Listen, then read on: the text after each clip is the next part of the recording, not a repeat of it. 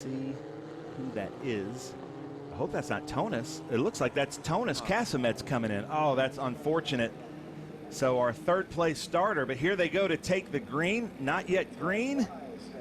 They can't duck out. There's the green flag. So it looks like Matt Brabham has a little bit of a jump there on Jeff Brabham. Joel Quadracci right behind him. Bruce Hamilton, Ron Hornig, Travis Engen coming up. Matt Brabham takes turn one. Looks like so far a good clean start. Travis Engen takes Ron Hornig as they come into turn two. So unfortunate that Tonus Casamets wasn't able to take this start. And here's our start to the Formula Ford. EO, take over. Tell us what you're seeing. 3-4 wide. Everybody's trying to hold on the inside here. A couple of smart people are going to sit there and take the wide line to be safe. Turn one's just about surviving and getting through and finding your place. You'll see them quickly fall into a single file line before they get to the S's here. Yeah, unbelievable. You can see the Formula B's going up through the Bridge Hall Bennett S's. I believe they're flashing green. Anytime those boards are flashing, I can't really tell the colors from the drone, but you can see Matt Brabham ahead of Jeff Brabham, followed by Joel Quadracci as they come into Customers Bank turn 11. Bruce Hamilton, Travis Engen, Ron Hornig, I think that's Pierce Rader. Yeah, Pierce Rader in that 68, and then Mark Giroux heading up the back, but still Matt Brabham coming in, and this is where the draft is important, Aaron. Oh, here's where they go. You see Jeff Brabham going to kind of tuck out and make a pass for the lead here, and father and son, they're having a good time, I'm sure. I got to talk to Matt Brabham a few years ago when they had that pretty epic Sunday morning battle. I actually got to watch from the observation tower, which is pretty unique as well. But he was having a blast, and you could just easily tell in the podium celebration that he was. And right now they're kind of breaking away, but Joel Quadracci's staying within striking distance there. I know yesterday going into turn one, he got an amazing start in that Group 2 race. Yeah. He actually was a threat there for the lead at the get-go. Yeah, lots of fun to watch. You can see Matt Brabham right behind Jeff. This is where he's going to try to get a good exit, I think, out of turn 20 for his fight up to Big Machine Vodka Spike Coolers turn one. So look for him at around the start line to duck out and try to use that draft. You can see he's right behind him there. He's going to duck out, try to drag race his dad down. They both see each other. They're having so much fun. They're really missing their friend Tonus out there. The bumps onto the brakes, and then Matt Brabham takes it through Big Machine Vodka Spike Coolers turn one, sliding out just a little bit. What do you think the conditions are like out there, EO? Early morning, especially with this fog. Luckily we had the Enduro this morning, so the track probably has a little bit of rubber in it, but it is definitely going to be a green track. There's going to be much less grip than when they ran yesterday afternoon, and you can tell everybody's going to be a little bit more tentative on a first lap, generally just trying to find their grip and find their braking points and such. But track's been actually very, very good this whole weekend. We've had nice cool air, so we're getting lots of power, good mixture of sun and clouds, so the track's been holding really well. There's Bob Hatley there in the green car. I got to give it up for Jackson Tovo in the 031 moving up through the field. I think Jackson Tovo, 13 years old, I believe, and doing really well as Matt Brabham still has it on Jeff Brabham, and Quadracci getting a little bit loose there in Customers Bank turn 11. Bruce Hamilton, let's see if he can pounce on that. Now, Aaron, the draft, we were talking about that, is so important, and can you feel it in these cars coming down a straight like this? I would imagine you could. Any of these kinds of smaller vehicles and on a track, not even this big, but places like even VIR, you sometimes see that, like with Miatas and things like that, where the draft, especially on the long straightaways, it really you got to stay tucked under someone to maybe get a run on someone. And there you see again Matt Brabham looking to the outside once again. He kind of took that corner a little interestingly, but kind of feeling it out, I'm sure. I think it's just to try to get a good exit. He knows he's not going to be able to make that pass there. So to try to get a good exit to set through this 15-16 complex. And you can see that they both know on these two long straights that the draft is going to be, and they kind of let them take the apex to the next corner. They're not really fighting that because they know that it's there. So this might be one of those races where who's in second place coming up, coming up to turn 11, basically. Some pretty cool camera angles right there by the green light team. Yeah. Yeah, Greenlight's doing a great job. I like the static camera there at 12. Looks like Jeff kind of tried to do a little bit of a defensive move there on Matt Brabham. Matt takes it back again. It's just almost like a replay of last lap here. But unbelievable. I love the open wheel cars also because you can see what their hands are doing, and you can see how they're really fighting it as they come through Bennett Bridge Hall S's here. Sometimes see how they're reacting too, and you saw that earlier with Jeff and Matt were side by side, kind of almost looking over at each other while they're looking forward, paying attention to what's coming next. So it's pretty neat to see. As a father myself, this has to be one of the coolest moments for Jeff to be able to do this with Matt. Matt obviously super successful in his own professional racing career. We've seen him in stadium super trucks, Indy Lights, winning. He won the TA race here a couple of years ago, so it's really cool to see. But look at Jeff here, going to stay behind Matt and try to get the draft into turn 12. So you, as a Formula V driver, EO, I know the draft is super important here. Is this what you're trying to do, duck in and then try to take it at 12? Exactly. You know, you enter turn 11, you try to set a gap to get a run. You never want to be directly on somebody's tail because then you can't really use the draft. And amazingly, these drafts here on the straightaways are huge. Another one that is huge, at least in our slower cars, is going around the tower turn. We get a massive draft around that long turn, and it makes it really, it makes 19 an easy passing opportunity, either 19 or 20. So it's really interesting to see these cars and how they pop out and where they're popping out. It really tells you how good of a draft that each car is getting. You can see there Jackson Tovo getting the jump there a little bit on Ava Hansen, and then Ethan Tovo right behind. So we're going to see how this Formula Ford shakes out. But the same thing, you can see them kind of drafting there, trying to break the draft. That's why you see them snaking out. But now they're going 3 wide into turn 12. The 2 Tovos there with Cahill Racing. And so now it's Jackson versus Ethan as they come into turn 12 with Ava Hansen right behind him. Now all of these are non-compete NC cars as we see Jeff Brabham now coming into Big Machine Vodka's Spike Coolers turn 1. It doesn't look like Matt's trying to get around him this time. No, maybe so. Yeah. He went late this time, didn't he? And this is pretty cool because, you know, Lee were saying that Jeff Brabham was a childhood hero of yours. He was of mine too.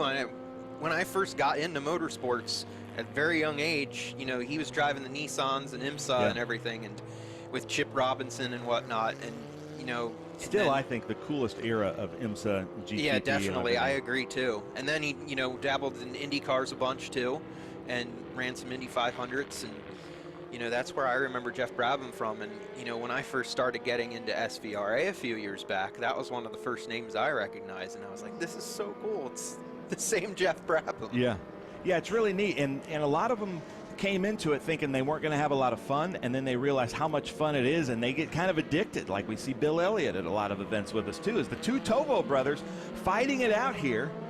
And then Dan Cowdery right behind there in the Formula Ford, in the green Formula Ford. But we've got the 2 Tovo brothers and Ava Hansen fighting it out. Then Dan Cowdery is up for a helmet there in the Formula Ford as Jeff Brabham retakes the lead on this backstretch. This is tough for our camera operators because they don't know who to follow in such mixed groups, but they're doing a great job here. Thank you guys so much, Greenlight and all the directors, as Jeff Brabham takes it through this Mission Foods complex. And you were talking about that tower turn and how you can draft, and there's so many different ways to take that, but we are officially renaming it the Matthew McConaughey complex because it's all right, all right, all right. It is a bunch of rights. And it's the stadium complex in general, and the turn around the tower. Like, it's just an amazing concept. You can race really hard through all of it, and this is really one of the best tracks I've ever been on. I enjoy coming here more than pretty much anything else that I do all race season. Even Indy. There's something definitely more special about Indy, but as far as the racing goes, as far as the track goes, I believe that Cota is more of a driver's track than Indy is, and we get incredibly good racing here that's not just draft dependent, because at Indy oftentimes it's just a draft strategy battle. Here you get a lot of hard fought action in the turns as well. Coming up on lap traffic, he waved them to the left and they went around to the right, so that's going to really distract that Formula Ford driver. Matt went around to the left, and you can see Jeff there on the straightaway was either looking at his mirror or pulling off a tear-off trying to figure out where Matt is. But yeah, this is this track, just world-class facility, great track, some great coverage. It was like almost like a lot of the tracks that we race weren't designed for TV. This track was designed specifically for TV, you know, so every corner has just a really neat camera angle for it as well. In the years that I don't get to come to Circuit of the Americas, it's so much fun watching on Speed Tour because, you know, yeah, there's so many different views you can have of this place, and hopefully that kind of does it justice for when you do come and watch in person, because there are so many different places you can go here and see some amazing racing action. Speaking of, right here, here's the Fords. So there's the 29 of Patrick Flynn, Dan Cowdrey, and the 11 of Enrique Contreras. Now these drivers here are fighting for a national championship. Now Dan Cowdrey in the Formula Ford, the vintage Ford. The others are in Club Fords. But this is the great battle here. And then that should be Harlan Crow, Stuart Crow's son, in that Swift DB1 from 1984. And Jeff Brabham taking the lead through the Mission Food Stadium complex. And you got to look at these Formula Bs up close because, yes, they are race cars, but they look like Concours winning show cars. Oh, yeah. It looks like you'd see these in a museum. And they're outside. And what's the SVRA saying again? Some of us collect art. We race it. Some people collect art. We race it. Yeah. So, yeah, it's a lot of pieces of art on this racetrack for sure. What are you seeing out there, EO? What's catching your eye? A lot of fog, a lot of beautiful cars, and like you said earlier, it's so fortunate that this fog has lifted to where we have visibility because, again, I mean, looking out across, I can see that there's still plenty of fog out here. So I'm wondering how much the track is rubbering in. I'm wondering how much grip everybody's going to be getting out there because this is just our first helmet race of the day. Track's going to change all throughout the day. So I might be being a little selfish here and kind of watching everybody and thinking for myself, like, how do I want to drive this track later? But again, we're just getting really great racing.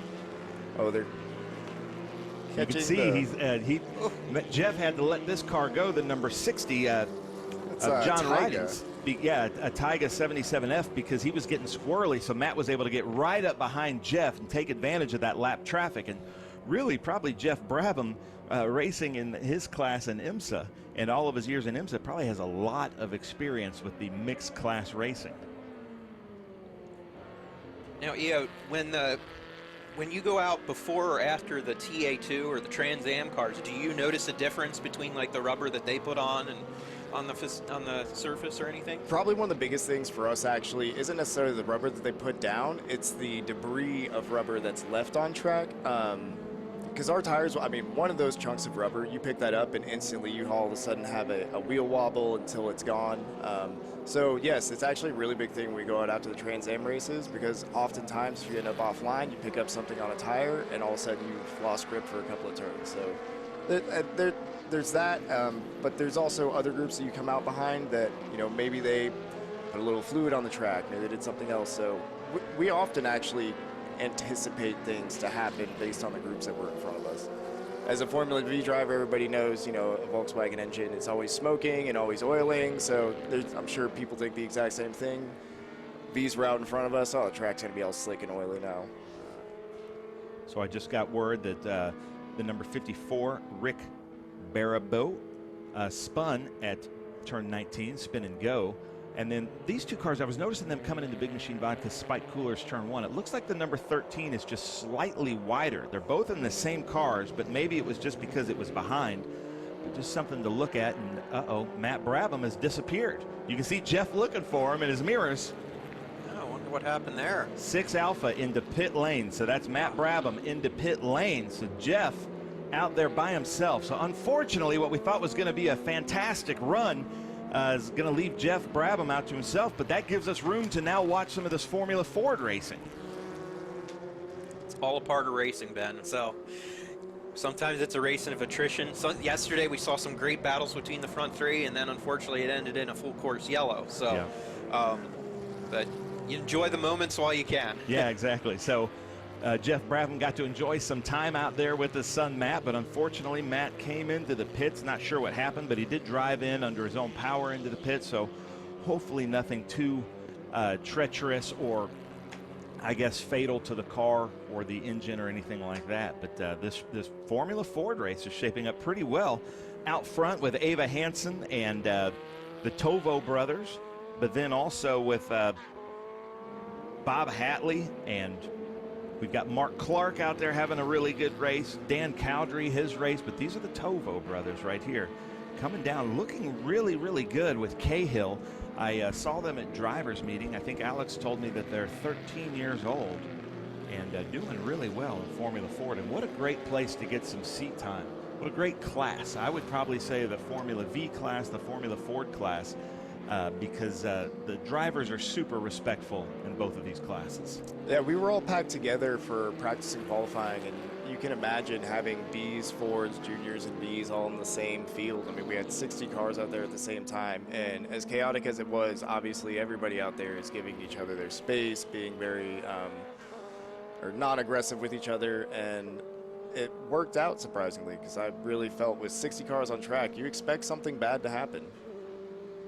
So Jeff Brabham, is best time out there is a 2:17.368, and Matt Brabham was a 2:17.377. So that was the gap out there between the leaders, but unfortunately Jeff had to come in, and you can see Jeff Brabham coming up on that Crossley Formula Ford, and now it's just kind of his race. You know, in vintage racing with these cars, 60-year-old cars, anything can happen. But Bruce Hamilton right behind him. I wouldn't say right behind him, but Bruce Hamilton is the next one. That if Jeff puts a wheel off or gets stuck behind lap traffic or something like that, Bruce Hamilton's the next one to pounce. Not sure what happened to Quadracci. He's still out there, it's saying. Then Ron Hornig is fourth. Travis Engen will be fifth. Pierce Rader.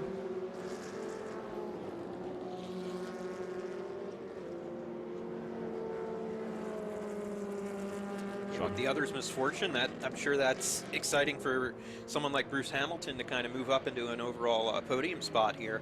And Joel Quadracci still racing out there, lost some ground, but running in third right now. Yeah, but Ron Hornig not too far behind him. I'm showing that we have, can't tell, a little bit of, looks like we still have about 9 minutes left in this race. We try to make these helmet races a little bit longer in about 30 minutes. There's Joel Quadracci there with Quad Graphics. Of course, he's got a cool livery on that car. That's the number 44. That's a Brabham BT29 from 1967. I really do like the look of these Brabhams. Just beautiful looking cars. It's really hard to find something that looks better than that. Now, in Group 2, the Gurney Eagle is my favorite Ford. I just love that. But there you can see Ron Hornig closing in on Quadracci. And this would be for the last podium position. You can see Quadracci's telling him to go by. So Joel must be having some problems there. So that's unfortunate. But Ron Hornig there in that beautiful blue, kind of that Ford Grabber blue looking car that Matt Brabham was in last time, with those just little slight fins there on the nose. So Ron Hornig moves himself into a podium position. So that's awesome for Ron. Really good Formula B driver, puts together this Brabham program. But look at this. Here's the Tovo brothers going back and forth. A little over-under there on the 13. That's Ethan Tovo over Jackson Tovo. So they're twin 13-year-old I brothers? believe so. They look like it, but I'm not sure. And I see there in that non-compete, you're going to expand upon that earlier. So go over Yeah, what so non-compete means. non-compete means there's just something in the car that just doesn't meet something, or maybe in the driver, the licensing. I'm not sure what it is with these two drivers. They're by no means cheating. They just don't fit the rules package of the SVRA Gold helmet. But they still want to go out there. We still want to give them track time and have some fun. And right now, it looks like they are the class of the field in the Fords. And how cool is that for these two young drivers to be able to get this kind of seat time and experience at Circuit of the Americas? They seem to be having some fun for sure. And driving for Cahill, that's one of the top development teams when it comes to road racing too. That's that's some top-notch equipment that they're in. Yeah, and somebody knows what they're doing because they're getting coaching from people like Atonis Casamets and the people there with Cahill. They're getting fantastic equipment. And obviously, somebody at Cahill knows about the talent of these drivers because they've been really impressive all weekend long. So I'm getting checkered next time by. So something happened. We've shortened this one a little bit, but I bet you none of the drivers are going to complain about this track time. There seems to be kind of a window somewhere between 22 and 28 minutes. Below 22 is too little track time. Above 28 is too much track time. As we look as the number 13 goes in again, that's Ethan Tovo over Jackson. It looks like they're swapping positions several times a lap. Heck of a battle going on between these two. That's pretty cool to see, and I'm sure it's quite the experience for them. Being at a first-class facility like this, Circuit of the Americas, swapping whoever's in the top spot there for among them, and I'm sure there's going to be some talk among family dinner later on, or the family drive or flight home later on too. It'll to me, it's like who is in second place going into turn 11 as we see Jeff Brabham takes the checkered flag coming in. Jeff Brabham gonna win the gold helmet. He just missed out on it the year that he raced with Matt Brabham. And so congratulations there to Jeff Brabham winning the gold helmet for that number 83. But yeah, exactly. This is the race we want to see. So let's see who is there behind, because I think the person with the red, I can't tell which car that is, has the advantage. If he can get behind just a little bit more. So that is Ethan behind him. You can see Jackson looking in his mirrors. Let's see if Ethan's going to duck out. You can see him moving around their head. Oh, he's doing a late breaker. Ooh. So what do you think? Can he hold it? Here, ladies and gentlemen, Ethan Tovo over Jackson Tovo, two brothers. I believe they're both 13 years old as they come into the Mission Foods Stadium complex, or at least one of them is 13 years old. Can't confirm that yet, but you can see Jackson. There's a pretty good passing opportunity here, and then at 19 and 20, that's got about maybe 2 corners, but he's got to be a little bit closer there. I'd expect to see him set up at 19 to try to get inside of 20 to take the win back from his brother. Oh, he's going for it now. Maybe. Side by side, he pushes his brother out. Oh, man, I would hate to be the parents right now. I bet you they have no fingernails. Coming into 19, let's see here. I believe that Jackson's going to step out on him right there. Ethan is still ahead. Let's see what happens here. Who makes the best release? Side by side, the Tovo brothers, but oh, there it is, ladies and gentlemen. It looks like Jackson Tovo takes it from Ethan Tovo. Unbelievable racing here, guys. Yeah, Jackson Tovo, a unbelievable gap. But ladies and gentlemen, unbelievable racing here at the Mission Foods Austin Speed Tour. We are going to break for commercial. Aaron, Io, thank you guys so much for joining us. Appreciate the opportunity.